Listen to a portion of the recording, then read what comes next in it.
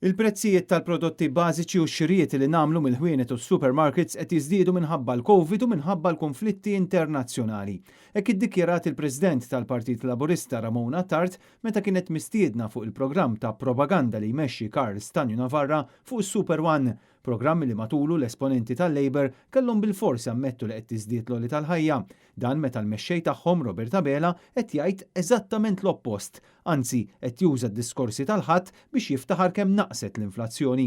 Iżda tnejn filgħaxija fuq l-istazzjon Laburista għat-Tart spiċċat ħarbitilha din il-kelma li iva qed tiżdied l-għoli tal-ħajja bil-President tal-Labor twaħħal fil-pandemija. Iva qed tiżdied l-inflazzjoni wara l-pandemija tal-Covid u minħabba l-konflitti internazzjonali li għandna, il-nies għandhom bżonn gvern serju. L-aħħar ċifri maħruġa mill-Eurostat juru li l-inflazzjoni u l-prezzijiet f'Malta huma ogħla mill-medja Ewropea.